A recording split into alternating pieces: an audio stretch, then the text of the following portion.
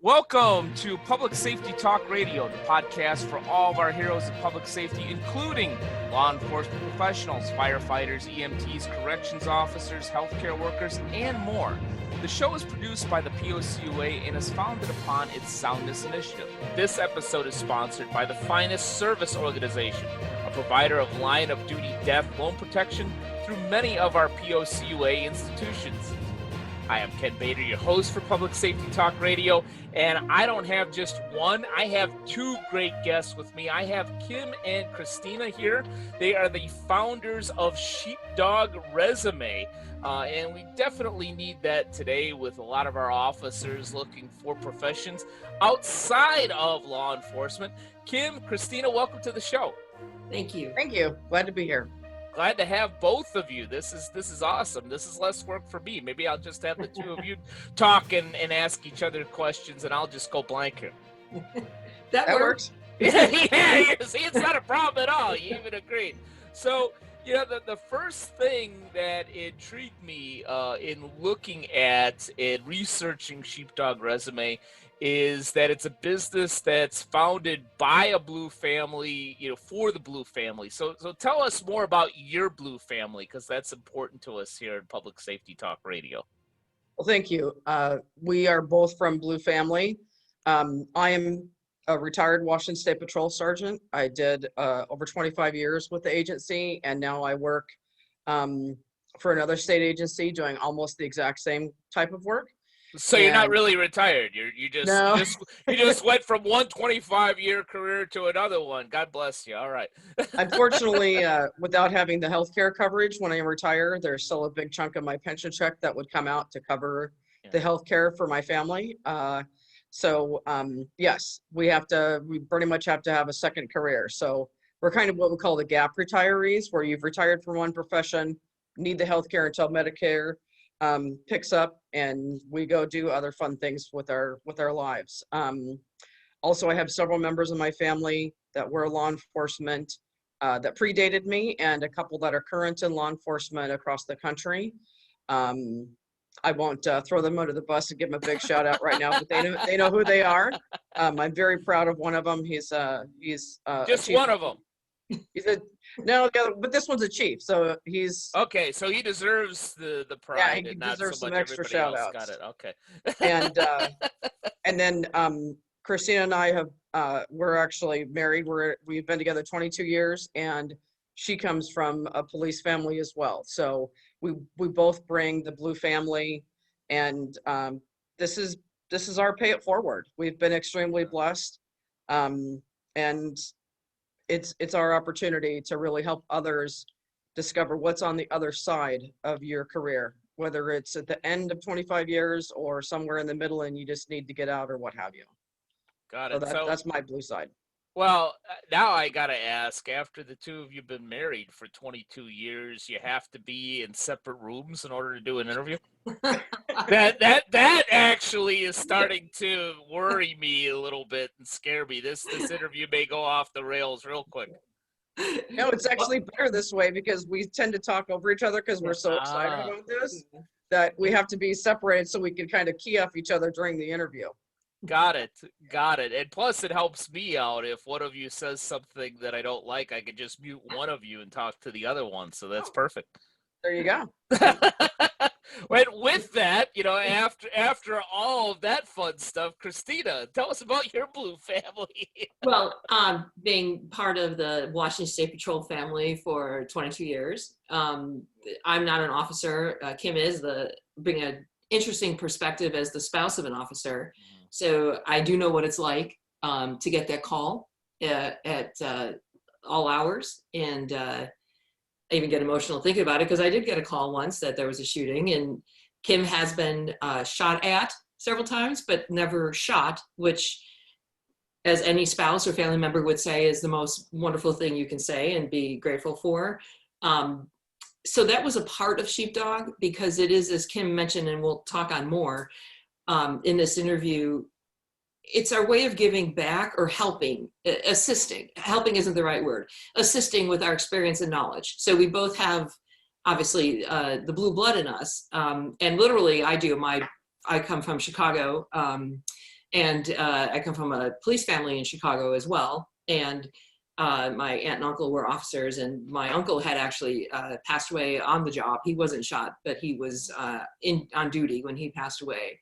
And so my aunt is retired Chicago police. So I have a real passion for Chicago anyway, born and raised there. And a bunch of friends grew up to be officers from my neighborhood on the South Side.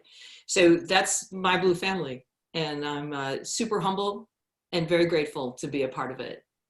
Yeah, awesome. Yeah, I actually not only law enforcement is got a special place in my heart, but so does the city of Chicago. I was born and raised there, and Oh, is that right? and yeah, I lived there for nearly 40 years, and I'm only 25, so figure that out.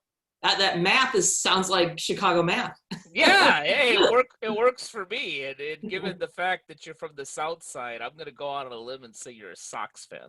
I am a Thank Sox you. fan. Okay, you can stay on the show Thank now. you. I hate the Cubs. Yeah. Literally grew up in the backyard of White Sox Park. It's always going to be Comiskey Park. I'm 2 blocks away. Fireworks every home run, they shoot a thing, and fireworks every Friday. And the head groundskeeper, Roger Bossert, is a family member. So the Sox father, as you know, he's a cousin of mine. So Chicago's, I love being where we live here in the Pacific Northwest. Absolutely, been out here 22 years. Mhm. But I'm a South Side girl. Always. Yeah, yeah. Always. Awesome. Kim will attest to that. Every once in a while, the South Side comes out of me, and so does my accent. So she will tell you that I am definitely a South Side girl. True and true. Good True for and you. true. Good for you. I won't ask you about my favorite place near Comiskey Park, which is on 32nd and Normal, called First Base. But anyhow, Yeah, I know what First Base is. We walked past there many times. Yes, I'm any Sox fan, any good Sox fan will remember First Base. In fact, I think I'm going to send them this episode and ask for some type of royalty or sponsorship. We'll see. We'll see if I actually get that. But getting back to the great work that you're doing and your expertise, we do have a lot of police officers that are leaving the job for a number of different reasons, and are going into some type of private sector, going into business, going into working a different job per se.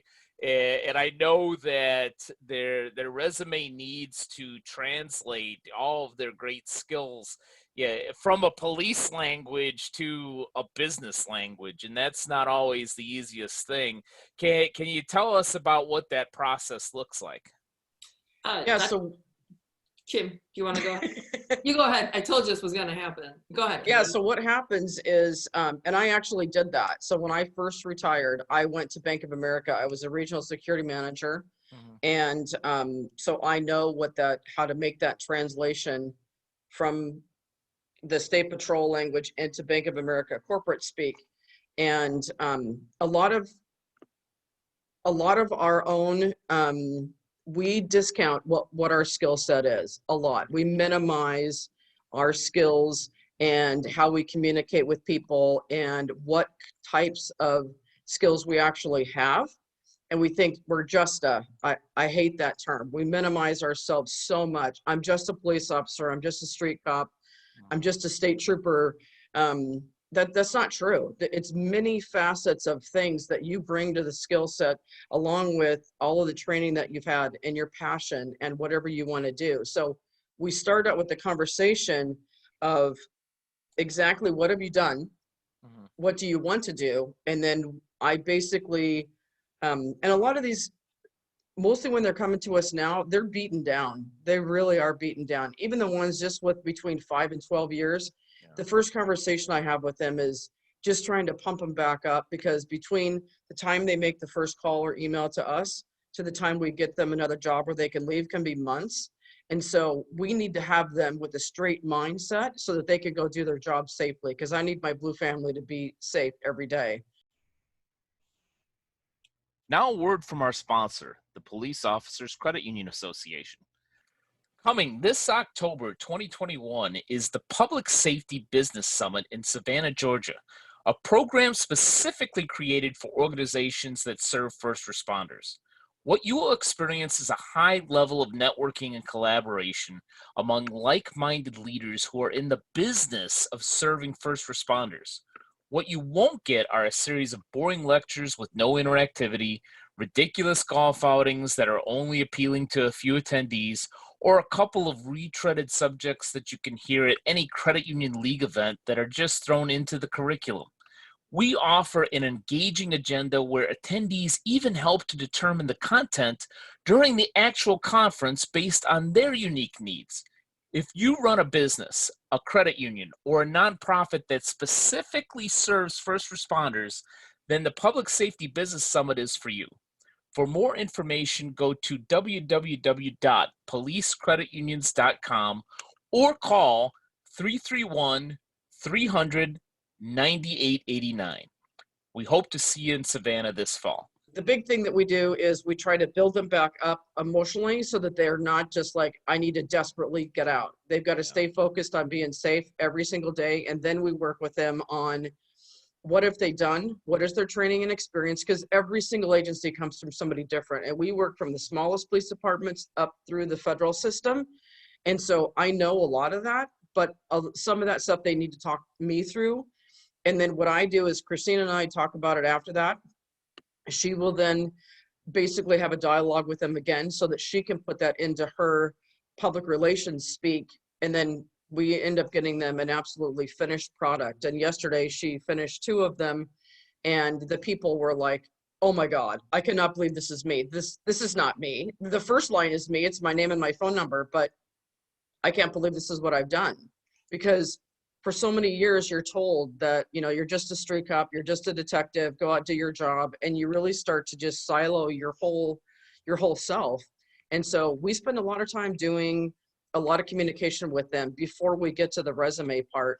Yeah, it's a sad world right now for them. I retired over 7 years ago, and the climate is just incredibly difficult. And we really do help them every day, try to find out where they go. The one thing that we're not, though, is a job placement agency. We're not a headhunter. We build your resume, we help you. We do a bunch of other things I'm sure we'll talk about later, but yeah, it's a tough place to be right now because less than half the country apparently likes us. Yeah, I think there's probably a little bit more of the silent majority. At least I would hope that would be the case. And you only think we're going to be talking about more things. I'm going to wrap up the interview right now. What about me? Kim took over. Christina, take over the show. You know, I will before I give it over to Christina. Yeah, I unfortunately, not being in law enforcement myself, but being a civilian that staunchly supports law enforcement, the last 7 years in particular have seemingly been very difficult. But fortunately, and I know this from a number of my guests lately from Public Safety Talk Radio, there is hope out there. There isn't just this blind defund or defend. There is some real concrete actions being taken to develop. So for those folks that are on the fence, certainly if you need another job, talk to these 2 ladies. But if you're on the fence, you hold on and keep doing that job exactly the way you're doing it for now, because I do think help's on the way. With that, please, Christina, you were going to say something, and I interrupted you as the host that I am. So please go ahead. I understand. I would like to Kim is right. What really gets under us is every officer I've ever talked to, and we've been doing this a long time, and I'll explain the background, always says, I'm just a, even if they're a captain or a chief, I'm just a. And it's the mindset of them saying, it's been beaten into us, or I'm worthwhile when I'm working, but I don't know how I translate into the real world. Let me back this up a minute as to even how we came into existence and why we're different than what someone else who would write a resume. And Kim touched on that a little bit. We don't just write a resume.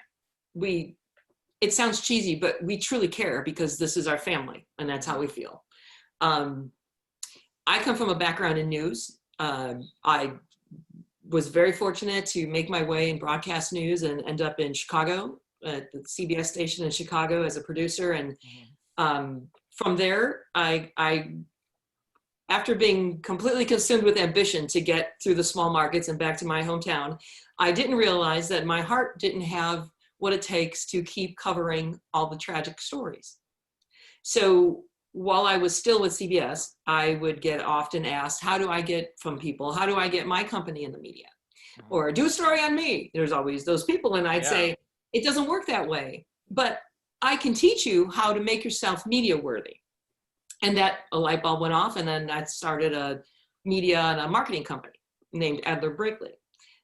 So I was able to, I had to transition out of news for my own heart. I couldn't do it. And I know officers, there are many that feel the same way because they can't turn off what they bring home. Kim still has thoughts and ideas about things that she has seen and done. I know you do, Kim, that she has to push out. I was in news for 12 years. It's not a lifetime. But it's still, I still have those ideas. I still have news nightmares, to be honest with you, of being in the newsroom and on deadline and all the stories. So I founded Adler Brinkley, and that went into telling business and executive and nonprofit and stories in the business world. When in the mid 2000s, early 2000s, there was a lot of money with IT and tech blowing up, and a lot of branding stories needed to be told. And I loved it, absolutely loved it. That turned into more of a crisis management. So I have worked with a lot of athletes and executives who find themselves in positions where they have spoken and said things that aren't reflective. That never happens. Their brand, right. And on a side note, honestly, it's men. I haven't had one female crisis client at all. So my first thing, Kim will attest to this, is don't speak. Just stop talking. So at that point, we had a young son, and I decided I did not want to travel like I was traveling with clients. I had a place in Dallas and a place in Chicago, clients here in Seattle, and it was very busy. And so I sold it off, whittled it down, focused only on crisis clients that didn't do bad things, but said and did stupid things. So at this time, because now I've never been there, but right, so I'm sure I can't relate, but continue. Absolutely not. So at this time, now I know how to tell tragic stories, right? I know how to tell business stories, how to tell narratives, and I always tell people, you tell the truth, period. But it has to be managed, and that's anything in PR and media and you see on TV is managed. I have a really good heart and a real strong integrity level. So I tell the truth and I have them tell the truth. And there are rules that you follow. If you can't follow those, then I'm not the one to tell your story. Same rules applies to Sheepdog. So about 10 years ago, Kim would come to me and say, hey, all our friends know what I do, and this is my one superpower. I know how to tell a narrative and how to write. And so she would say, would you do a resume for my friend? They're leaving patrol, they want a promo or something. And I'd say, sure. And then that kind of built through the years. And then about, 4 or 5 years ago, it turned into, hey, this guy's third cousin in Iowa really wants to do a job at Amazon. Could you help him? He's somebody's friend of a cousin. And I thought, oh, wow, no, firstly, let's take a look at this, Kim. There's a niche market here and there's a need. And that's how Sheepdog really took off. So we've been doing it for 10 years, but in the past, most especially 36 months or so, it's been insane. Which is sad to me in a sense, and not because not all officers are retiring. In the last 18 months or so, they're leaving. Yeah. And instead of being able to just say, here, I'll write your resume and you go. That doesn't work that way. We literally spend time with you, talk about your family, talk about your goals for your future. It all comes out in resume documents and a cover letter and a LinkedIn. But when you come to us first and you leave, you are hopeful. And that's not what we get when we get those first calls. So while it says sheepdog resume, it's more of a warm blanket. Now, a word from one of the POCUA's proud business partners, OfficerPrivacy.com. OfficerPrivacy.com was founded by Pete James, a law enforcement professional with over 25 years of experience. Pete wanted to find a way to help law enforcement officers protect themselves and their families. So he formed a team to create a way to quickly identify and remove their information from certain sites. OfficerPrivacy.com is the result. This service is already offered through a select few of our POCUA organizations. As a listener of Public Safety Talk Radio, you can take advantage of a special offer from OfficerPrivacy.com. Go to OfficerPrivacy.com/POCUA, and when you sign up, you'll get 2 additional bonuses. In addition to removing your personal information from the top 30 people search sites, they will give you your first 2 months of monitoring free. This is a value of $39.98. In addition to that, you'll receive a cell phone privacy device, a $19.99 value. This prevents data from leaving your cell phone when you use public charging stations and is a must when traveling. So go to officerprivacy.com/POCUA today to take advantage of this offer and to protect your privacy. Organizations who are members of the POCUA and are interested in offering the service directly to their members, contact us at POCUA@btcinc.org. It almost sounds like you're more a career counselor that does resumes than just simply a resume service. Yeah, and again, Kim nailed it. We don't find you the jobs. We'll help you search because I know the field, right? And Kim knows everybody. I call her the mayor, right, Kim? She's literally the mayor. I do all the hard work. She's the mayor. Wow, okay. Ouch. Am I gonna, fortunately, I don't have to separate you for a couple of different you did that. reasons. You wisely did that yourself. I do the work, but she speaks the language. And together, we found early on, that's a really powerful, strong team, a friendship that we have with them. Not one officer that we've worked with, hundreds, honestly, have ever left and not come back and said, wow, you helped me see less desperately. Yeah. And that means the world to us.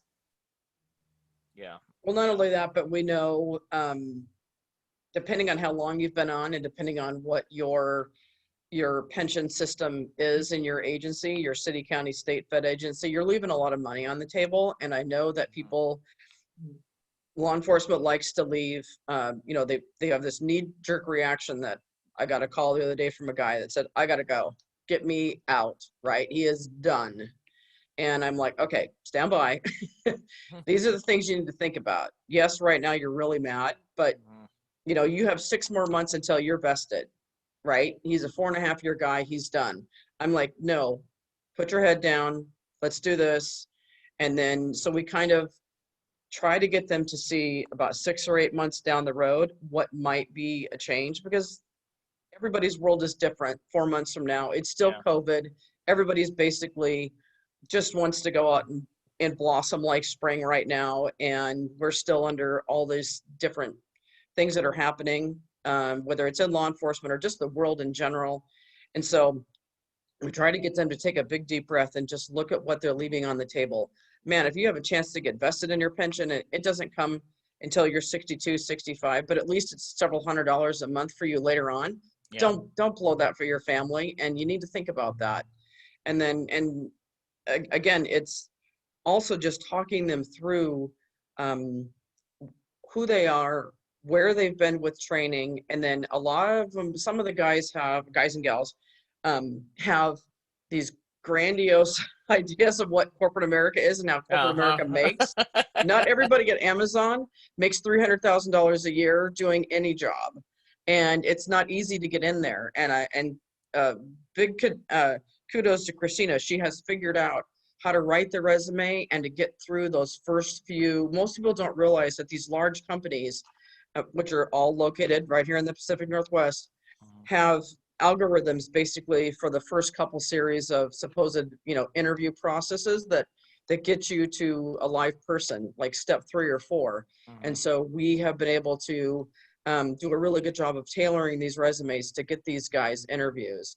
And then our clients we work with them and we put them through a mock oral board, and we spend time with them if they want that. It's something that we offer because a lot of us have not been asked these questions before by either another state agency or by the federal government. And there's a lot of things, I call them verbal landmines that you need to stay away from. In state government, there's always a diversity question now. So you've got to be able to think on your feet about what type of diversity, how you're going to come across in that interview. And how do you sit? You don't want to be sitting like this or, all lounged out like, you do at home. And they haven't been through an interview like that, especially because they're always wearing their uniform when they interview. And so the vest makes you stand straight or sit straight anyway. And so there's a lot of little things that we take the time to really walk them through. And we've had people text us pictures of their ties and say, "Is this suit work?" I don't even own a suit. I'm doing sweats. I do sweatpants, jeans, and my uniform. I don't even know what to do. So go rent one. Here's a couple tie options. And we literally get that granular with them because it's that important to us that they be that successful and that they show their best selves and not the old salty cops that, that basically leave my career and go die 5 years later because their whole identity is that they're only a police officer because that's what they've been told for so long. And so we really, it is literally become part of my family. And a lot of them I don't know. We get them from across the country, but they are by the time they go. Yeah, as somebody that did time in corporate America, and I use that phrase deliberately, you could tell your police officer friends that except for the fact that somebody probably won't be shooting at you, it ain't that much better. Yeah, the bullshit quotient isn't exactly that much lower, if at all, depending on where you work. But yeah, as I heard you talking, a very important question came in my head, Kim, which is how many, don't be a wuss, work 6 more months conversations do you have? I worded a little bit better than that. Because I can see, what are you thinking? It's said a little bit more delicately. I'm not normally known for my delicate speak, but when I'm trying to, I know. I'm trying to talk off the ledge. News flash, Christina, you did the news. Yeah. Shocking news. It is forward and confident. Shocking.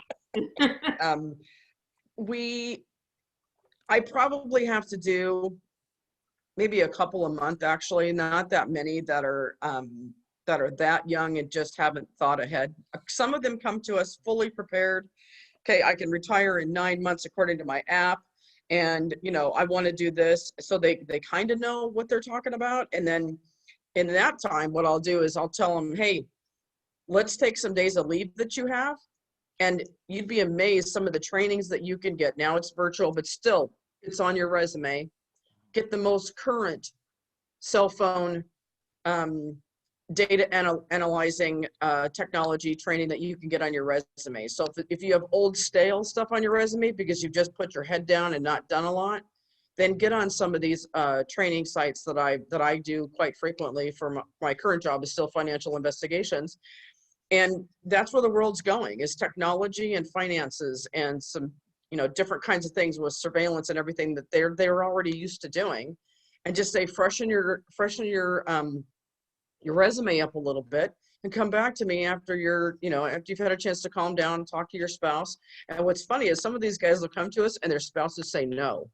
And they reach out to us first and their spouse is like, oh, I don't think so. No. We have this great pension. We've got this great thing going. So there's different conversations that need to be had.